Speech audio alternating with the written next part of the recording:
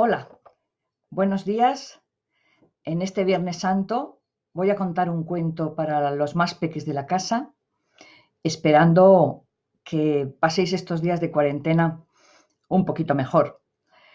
Los cuentos ya sabéis que son un medio fabuloso de hacer volar la imaginación y que nos ayuda a entender otras cosas de nuestro mundo que no tenemos cerca.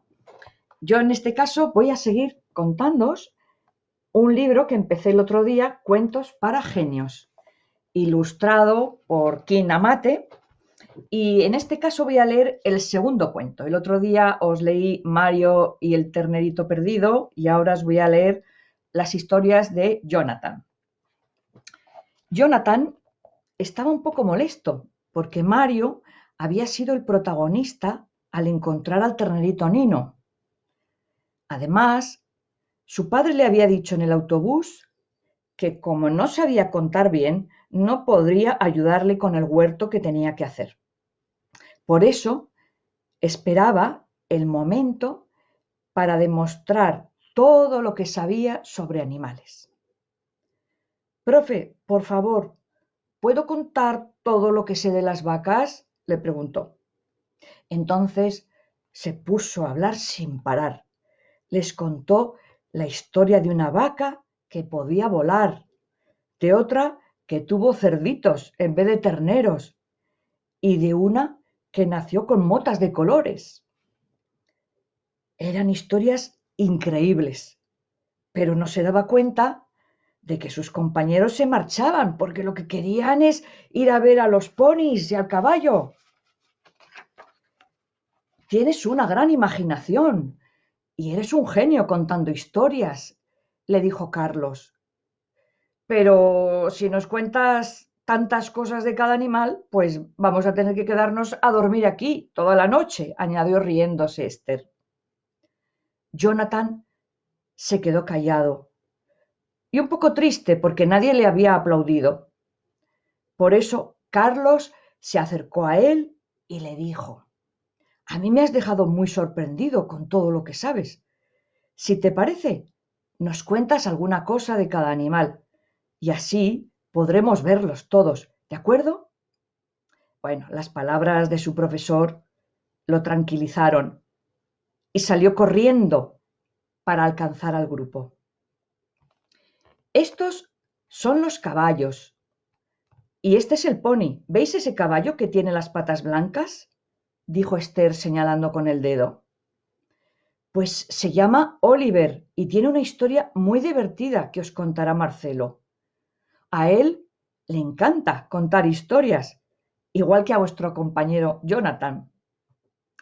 Cuando llegó, parecía un potrillo salvaje, porque relinchaba y daba saltos como si no pudiera estarse quieto, les contó Marcelo. Entonces llamamos al susurrador de caballos para que hablara con él y lo tranquilizara. Y los niños se quedaron asombrados. ¿Qué era eso del susurrador de caballos? Jonathan lo sabía y aprovechó la ocasión para contarles qué era. Y les dijo: en lugar de tratar mal y dar latigazos a los caballos para domarlos, les habla al oído. Ellos se calman y le obedecen. Eso es mentira. ¿Cómo va a entender un caballo a una persona?, dijo enfadado Juan. No sabéis lo bien que funcionan. Es verdad, les contestó Esther. Yo misma pude ver el cambio en Oliver. Es que parece otro. Nada más escuchar sus palabras, Jonathan decidió que de mayor sería susurrador de caballos, para domesticar caballos salvajes. ¿Vamos a montar a caballo?, preguntó Juan, dispuesto a saltar la valla. Por la tarde montaremos en el pony, porque ahora queremos enseñaros más cosas. Jonathan, ¿quieres contarnos alguna cosa que sepas sobre los caballos?, le preguntó Marcelo. Jonathan les habló de las razas que había y cómo era cada una, de lo que comían y para qué servía cada uno de los caballos. Les habló también de las carreras de caballos y les contó alguna historia que se inventó allí mismo. Desde luego, podrías dedicarte a escribir cuentos, ¿eh? Le dijo riéndose su padre. Si fueras igual de bueno con los números, yo estaría más contento. Pero Carlos no opinaba igual y dijo, a cada uno se nos dan mejor unas cosas que otras. Yo, por ejemplo, de pequeño era muy bueno con los números, pero no tenía tanta imaginación como tu hijo. Ni se me da tan bien cantar como a Mario. Menos mal que no todos somos iguales. El padre de Jonathan se echó a reír y después dijo, bueno, pues entonces pido un fuerte aplauso para mi hijo, un genio contando historias. Niños y mayores le aplaudieron con fuerza y Jonathan se puso muy contento al ver que todos le habían escuchado con atención y que Carlos le había defendido. Además, su padre le dio un beso y le dijo que le nombraría su ayudante en la construcción del huerto. Era genial. Bueno, ahora vamos a ver a las cabras, a las ovejas y después al gallinero. Cogeremos algunos huevos para la comida y les daremos de comer. Todo el grupo se puso en marcha y siguieron a Esther con mucha ilusión. Mirad, aquí está Jonathan dándose un abrazo con su padre, muy contento porque le habían aplaudido. Y ahora voy a comentaros para los mayores cómo saber si tu hijo es un genio lingüístico. Por ejemplo, porque pregunta por el significado de las letras o de las palabras desde pequeño, porque habla mucho y le gusta explicarlo todo, se inventa historias y os las cuenta, le gusta inventarse palabras también, aprende con facilidad la letra de las canciones, le gusta mucho escuchar a los adultos y a veces se mete un poco en las conversaciones. En general, se le da muy bien hablar, escuchar, leer o escribir de acuerdo a su edad. Y pregunta mucho a los adultos sobre los temas que le interesan. Y a veces también es verdad que discute mucho, lo discute todo porque le gusta mucho hablar.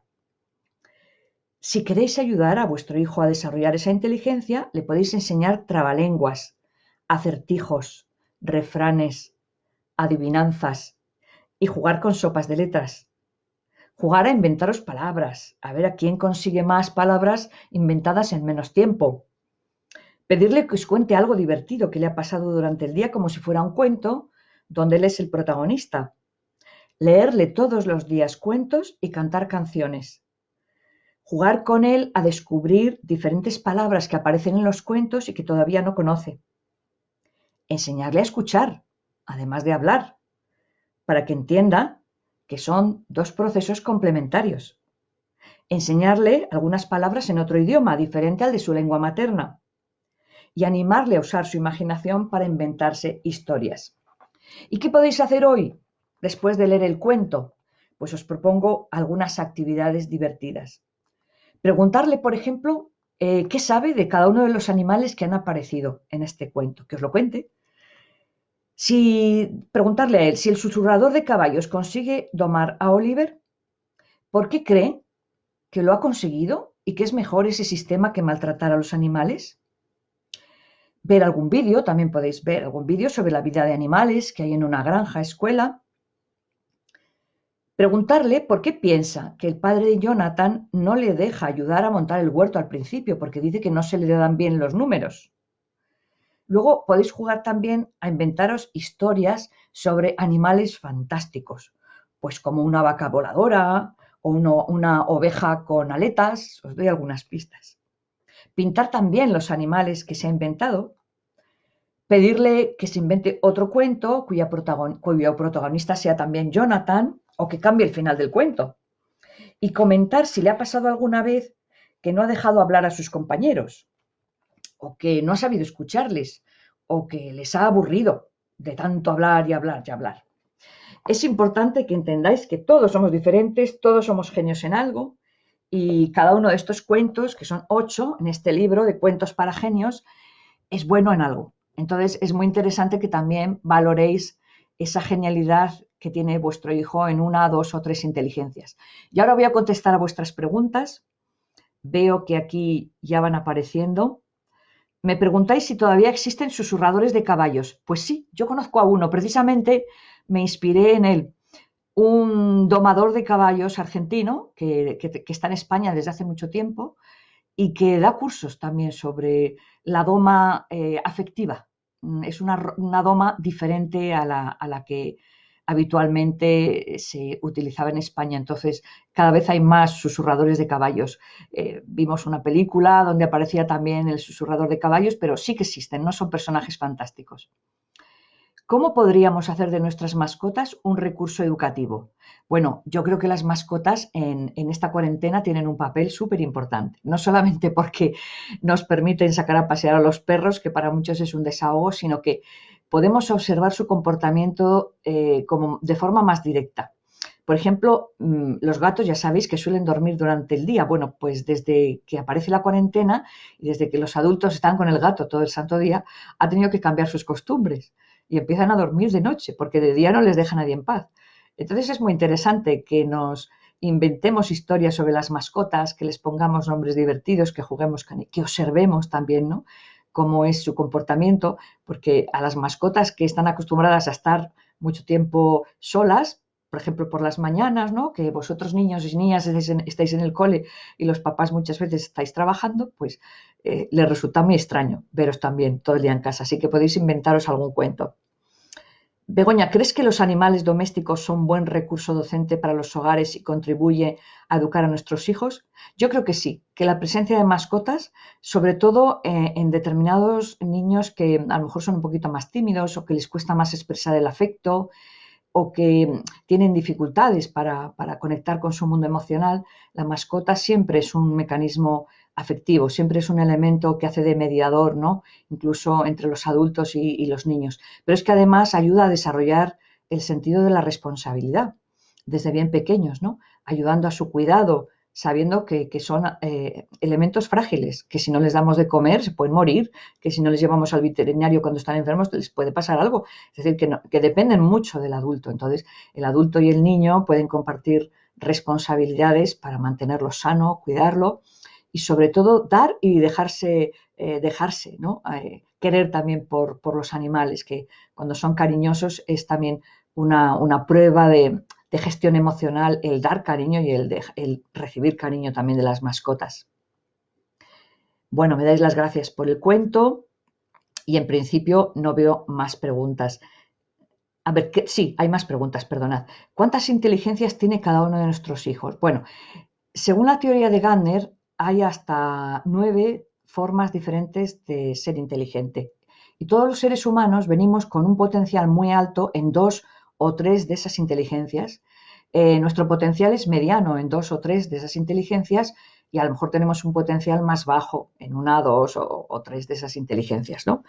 En este sentido, las inteligencias sobre las que se ha investigado son la inteligencia lingüística, de la que hemos hablado hoy, la musical, de la que hablamos el otro día, la lógico-matemática, la visoespacial, la corporal, la cinestésico-corporal, la naturalista, que la tenía Carolina, luego veremos en otro cuento, la interpersonal y la intrapersonal. Y también habla de la inteligencia existencial. Entonces, en cada una de estas hay indicadores para ver si está presente en nuestros hijos o no y en qué medida.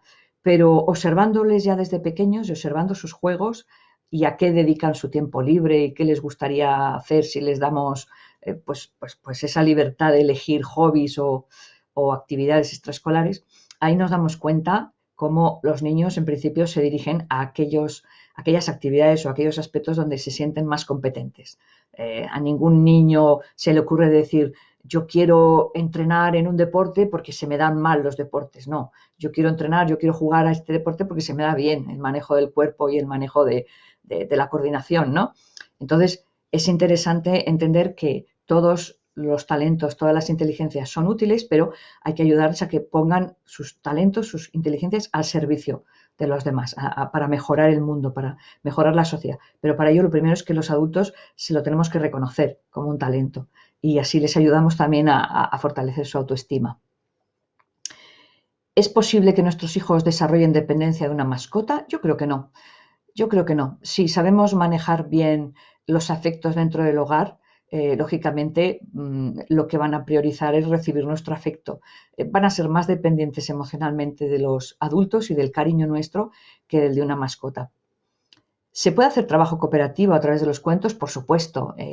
Yo una actividad muy divertida que hago a veces cuando voy a contar cuentos a los colegios es que en una clase se construye entre todos un cuento común y hay dinámicas muy divertidas donde cada persona ve que hay una parte del cuento que es suya, pero que lo bonito es que entre todos hemos hecho un cuento, que solo mi parte no hubiera sido un cuento, solo la parte de mis compañeros, de uno de mis compañeros o dos o tres tampoco, pero cuando se suman esas frases, entonces hacemos juegos donde pueden elegir personajes, pueden elegir entornos, pueden elegir algún objeto y se forma un trabajo cooperativo muy, muy interesante y muy gratificante. ¿Qué es la inteligencia existencial? Bueno, la inteligencia existencial, que en algunos entornos también la llaman inteligencia espiritual, pero que Gardner prefiere llamarla existencial porque a veces se confunde la espiritualidad con la religión. Y entonces le han hecho a veces preguntas, ¿no? ¿Qué religión tiene más inteligencia o es más inteligente a nivel existencial? Por eso él utiliza la palabra existencial. Pero detrás hay todo el conocimiento, vamos a decir, del mundo interior, de la interioridad, el acceso a lo trascendente, el desarrollo de los valores y sobre todo la conexión con lo que diríamos el mundo espiritual, ¿no? Que desde niños se puede alimentar, pero que hay niños que ya vienen con esa capacidad de conectar con ese mundo interior desde bien pequeño, que nos hacen preguntas como que parecen pequeños filósofos, que no, más allá del por qué, que es una pregunta pues, muy natural a los 3, a los 4 años, profundizan en las cosas. Y son a lo mejor un poco introvertidos, piensan mucho, pero tienen una facilidad para penetrar en el interior de las cosas y descubrir esa espiritualidad que todo lo impregna. ¿Cuál es la edad adecuada para empezar a leerles cuentos?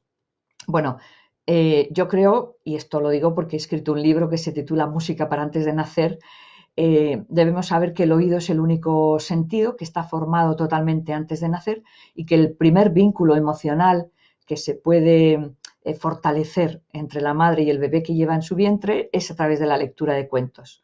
Y se ha demostrado cómo si una mamá durante los 3 últimos meses de embarazo lee el mismo cuento a su hijo todos los días, un ratito, cuando nace, ese cuento obra maravillas. Ese cuento le calma, le produce una sonrisa enorme, como que recuerda que ese es su cuento. Le leen otro y no tiene esa misma respuesta. Entonces, bueno, hay muchas experiencias. Por lo tanto, hay que empezar a leer cuentos antes de nacer. Pero si ya decimos, bueno, ya tengo a mi hijo aquí, ya tiene 2, 3 años, un lector se forma en el regazo de su madre, de su padre, de su abuelo. Hay que empezar a leer los cuentos cuanto más pequeños mejor.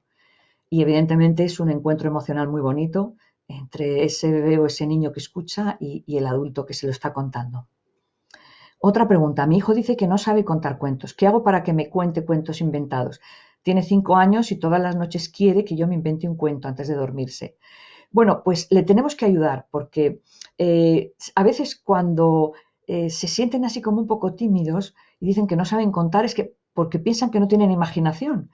Y hay muchas personas que creen que yo no soy creativa, yo no tengo imaginación.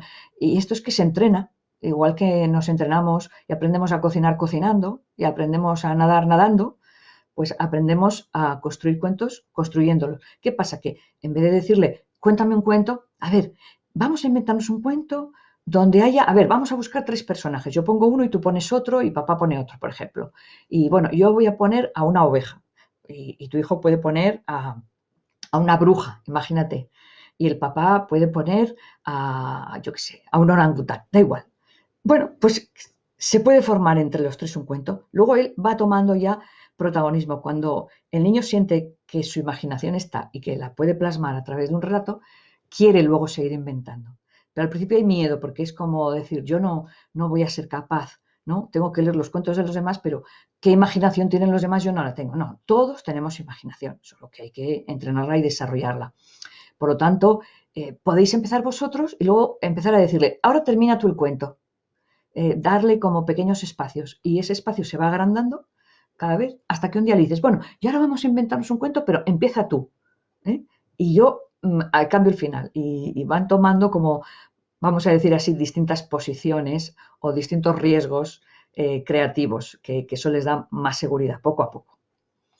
Si no eres demasiado creativo, ¿cómo se puede hacer actividades con cuentos? Resulta complicado. Bueno, yo creo que es que todos somos creativos. Es otra cosa que Howard Gardner determina. Todos somos creativos, pero para cosas distintas. Entonces, la persona que tiene inteligencia lingüística es muy creativa inventando historias o escribiendo historias. Pero la persona que tiene inteligencia musical es muy buena creando canciones, creando músicas. Y a lo mejor la persona que es muy buena en inteligencia lógico-matemática o visoespacial desarrolla prototipos, es muy buena inventándose objetos que pueden ser polivalentes o como ahora lo estamos viendo, ¿no? Como desde una máquina que hace un determinado material, pues de repente se ponen a hacer respiradores. Es decir, saben crear con las herramientas que tienen, porque hay inteligencia lógico-matemática y hay inteligencia visoespacial. Este mismo objeto, cambiándolo de posición o conectándolo con este otro, puede dar lugar a este proceso.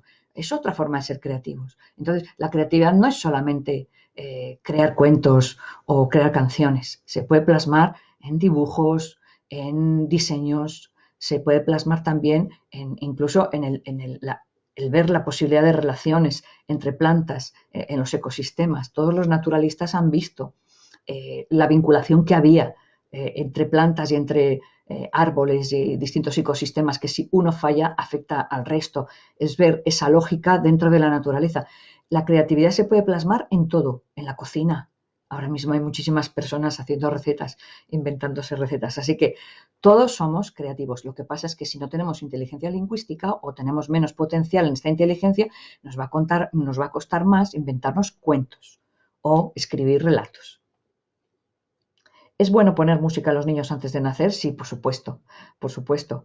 De hecho, yo empecé a trabajar en musicoterapia en el año 77 y llevo muchos años de investigación. Ahora estoy dando clases simplemente ya en el máster de musicoterapia de la Universidad Autónoma de Madrid, pero mi libro primero fue Música para antes de nacer, donde plasmé todas las investigaciones, que hoy en día, por supuesto, son muchísimas más. En aquella época todavía no había tantas. Yo escribí el libro en los años 89, me parece, pero empecé a trabajar en el año 77 con niños y niñas, con niños, sobre todo niños con problemas de conducta y con discapacidad intelectual, y lo he podido ver simplemente en directo, en vivo y en directo. Yo estudié música en Bilbao y psicología en Madrid y uní ambas disciplinas. Ahora, precisamente ya después de tantos años, la musicoterapia está más reconocida y trabajamos en hospitales, en centros de salud, en centros de ancianos, pero el poner música a los niños antes de nacer les predispone a un nacimiento totalmente diferente y a una vinculación afectiva con los adultos muy diferente. ¿Qué te hizo? Otra pregunta que me hacen. ¿Qué te hizo decidirte a ser escritora?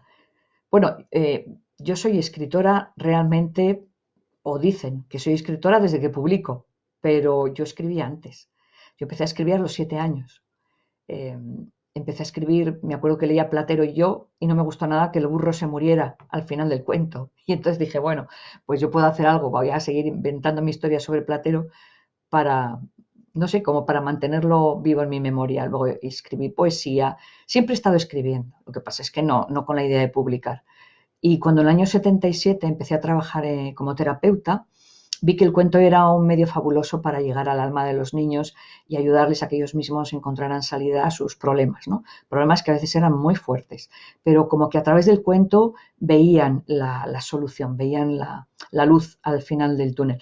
Y yo empecé a escribir cuentos para cada niño en terapia. Yo tenía guardados en una carpeta muchos cuentos, el original se lo habían llevado los niños, me quedaba yo con una copia y leí uno de esos cuentos en el año 2000 en un congreso. Y una editora de SM que estaba cerca me preguntó si ese cuento era mío, le gustó y me pidió que le llevara más cuentos que tuviera. Y de ahí salió el primer libro de cuentos para sentir, que tiene ya más de 16 años de vida, pero nunca pensé que me fueran a publicar realmente. Yo escribía por el placer de escribir y también porque en terapia veía que era un método fabuloso. De hecho, en Oriente siempre se han trabajado las fábulas y los cuentos en distintos tipos de problemática, con lo cual era rescatar un poco la corriente de terapia oriental y traerla a Occidente. Yo trabajo inventarnos el cuento entre los dos, si ahí sí quiere participar. Bueno, pues Cristina, eso te lo he contado antes. Yo creo que él dice que no sabe, que no lo consigue. Bueno, vamos a ver, yo creo que poco a poco le puedes ir ayudando a tu hijo a que sea más creativo. Si inventas un cuento entre los dos y quiere participar, pero cuando le dices que lo haga solo, él dice que no, bueno, pues es poco a poco ir buscando ese término medio. ¿Cómo detectar los problemas de tus hijos a través de los cuentos? Yo creo que el cuento nos genera un espacio de diálogo. Eso no significa, porque lo dije ya el otro día, que siempre detrás de un cuento tenga que haber una conversación o un diálogo o hacerle preguntas. Pero, por ejemplo, en este libro que os hablaba, Cuentos para sentir, que son 46 cuentos, luego tuvo una segunda parte, Cuentos para sentir, educar emociones, tuvo una segunda parte, Cuentos para sentir, educar sentimientos, otros 40 cuentos. Cada capítulo es una emoción. Y yo lo que hice fue que después de cada cuento planteaba una serie de preguntas. Esas preguntas sirven para crear un espacio de diálogo, de conversación, donde a lo mejor los padres descubren que su hijo puede tener un problema en alguna emoción o en alguna situación de la vida que no les había contado, pues no por falta de confianza, sino porque a lo mejor no le daba importancia o porque a lo mejor no sabía cómo expresarlo. Y pongo un ejemplo. Uno de mis cuentos, El Club de los Valientes, está basado en la historia real del hijo de una amiga mía que sufría acoso. Pero este cuento lo escribí hace 20 años. O sea, ese niño ya tiene 26 años. Bien, a través de ese cuento les doy una serie de pautas a los lectores qué hacer ante una situación de abuso, de maltrato, de bullying. Y cómo los espectadores tienen que dejar de ser espectadores y ponerse en activo. Entonces me escribió una vez un papá que estaba contando, era el capítulo sobre la valentía, él estaba contando el Club de los Valientes, sin más, y cuando llegó la hora de las preguntas, pues una de las preguntas era, ¿conoces a algún niño que le haya pasado algo parecido? Y entonces él dijo, sí, a mí. Entonces ahí el padre descubrió que su hijo estaba sufriendo bullying durante 2 meses y no se lo había contado por miedo, porque decía, es que si te lo cuento vas a pensar que soy un cobarde. Entonces, el cuento hizo esa magia, eso de abrir el corazón porque ves fuera problemas que a ti te pueden estar pasando.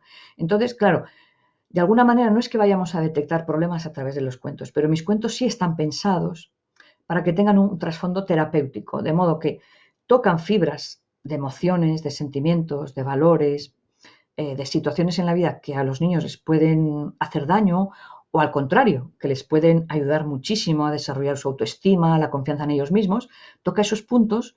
Entonces, si por ejemplo Crisol y su estrella es un cuento para desarrollar la confianza en uno mismo, ahí en ese diálogo, pues tú puedes descubrir que a lo mejor pues, tu hijo no tiene tanta confianza en él y no se atreve a hacer cosas por miedo a hacerlas mal. Son pequeños problemas, no grandes problemas, pero que el cuento sí puede detectar y que los adultos sí podemos ayudar. No estoy hablando ya de un entorno terapéutico, estoy hablando de un entorno de familia, donde la lectura de cuentos y el poder hacer esas preguntas, que ya os digo, yo siempre acaba el cuento en una página y a la vuelta de la página están las preguntas, porque no es obligatorio utilizarlas. Pero vamos, muchas familias me dicen, Begoña, mi hijo lo que más le gusta es la parte de las preguntas. Porque dice, bueno, sí, incluso yo me leo el cuento porque ya soy mayor y me sé leer ya sé leer. Yo no necesito que me leas el cuento. Le puede decir a su madre, pero tú hazme las preguntas. Entonces, ahí es porque obra esa magia de empezar una conversación de temas que a veces son delicados y que a veces no surgen en una conversación diaria normal en la familia, y el cuento abre esa puerta, ¿no? Y genera esa magia. ¿La lectura de cuentos une a la familia? Yo creo que sí, que es una actividad que ahora, aprovechando la cuarentena, deberíamos de practicar en grupo, porque no solamente une, sino que también divierte. Yo creo que los cuentos tienen que atrapar al lector, tienen que ser divertidos. Yo últimamente estoy utilizando mucho ya el humor, porque bastantes dramas tenemos a nuestro alrededor. Los niños necesitan reírse. El reírse no quita profundidad al relato. Los cuentos últimos que he escrito estoy muy enfadado sobre la frustración, para aprender a manejar la frustración. Algunos son muy divertidos. Yo misma me reía cuando los escribía porque exageraba mucho las situaciones. Pero el que un niño se ría cuando se vea reflejado en ese cuento le ayuda, ¿no?, a darse cuenta de que, bueno, que se puede salir de la frustración de otra manera y que las pataletas no tienen tanto sentido, que puede sacar esa rabia de otra forma más, vamos a decir, más positiva. Bueno, ¿Por qué los niños ocultan sus problemas del colegio a los padres? Me preguntáis. Bueno, a veces tenemos que hacernos una pregunta, los padres. ¿Escuchamos bien a nuestros hijos? La escucha activa no es solamente lo que me dice, sino cómo me lo dice. Estoy pendiente de cuando vienen del cole, cómo vienen. Me doy cuenta de que a lo mejor vienen tristes. Me doy cuenta de que a lo mejor pues no tienen ganas de hablar, que algo ha pasado. Estoy pendientes de ellos, pero no para hacerles un interrogatorio. ¿Qué has hecho? ¿Qué notas has sacado? ¿Cómo te ha salido el examen? ¿Con quién has jugado? No, no es un interrogatorio. Es que empecemos incluso a lo mejor los adultos contando cosas de nosotros, para que ellos luego se animen a contar cosas de ellos. Generar un espacio de conversación no es hacer interrogatorios. Generar un espacio de conversación es brindar un tiempo, un espacio, donde yo me pongo en disposición de mis hijos. Escuchar también es una forma de amar, es una forma de estar disponible. Nos tendríamos que preguntar si ahora precisamente durante la cuarentena ha cambiado algo. El otro día me decía una persona, qué bonito que mis hijos me dicen, es la primera vez que estamos mucho tiempo con vosotros y os estamos conociendo mejor. O sea, unos hijos les decían a sus padres, os estamos conociendo mejor. Eso es como para plantearse que nos conocen nuestros hijos. Algunos no sabían ni en qué trabajaban sus padres, ni cuál era su trabajo. Y este es un momento idóneo para contárselo. Mira, papá está haciendo teletrabajo, pero mi trabajo consiste en esto. Me tengo que vincular con personas de otros países. Tenemos que hacer una reunión para tomar una decisión. Es muy bueno que ellos se den cuenta de lo que hacen los papás, las mamás, pero también es bueno que nosotros brindemos ese espacio. ¿Qué es lo que más echas de menos en el colegio? Eh, ¿Estás más contento aquí que en el cole? ¿Ha habido un cambio importante de ver a tus amigos a no verlos? Valorar un poquito su mundo, meternos en su mundo y sobre todo, como yo digo, abrirles un espacio para que si ellos quieren dialogar y comentar, lo puedan hacer, pero no en plan interrogatorio, sino dejando, ¿no? Como si dijéramos, abriendo un camino a la comunicación. Cuando abrimos un camino a la comunicación desde que son pequeños, cuando luego son adolescentes, ese camino se va a mantener, aunque la privacidad y el meterse para adentro, pues va a ser un poco más la tónica. Los niños en ocasiones se meten en el cuento y se creen como ese personaje. ¿Eso es bueno o puede ser peligroso? Bueno, es que el cuento realmente tiene un poder proyectivo. Es decir, nosotros vemos en un cuento y nos pasa lo mismo a los adultos en una novela o en una película. Puedes ver en un personaje aspectos que son tuyos. ¿Por qué? Porque al final quien ha creado esos personajes es un ser humano. Por lo tanto, las capacidades, las debilidades, las experiencias humanas están puestas ahí con mayor o menor complejidad en función de la edad y de, vamos a decir así, el argumento. Pero si nos centramos en un cuento, muchos niños ven que en ese personaje, que puede ser un animal, que puede ser un animal o una persona, hay aspectos de sí mismo. Entonces es mucho más fácil hacer una transferencia entre lo que está haciendo el animal, cómo lo está viviendo, cómo lo soluciona, cómo lo puedo vivir yo, cómo lo puedo solucionar.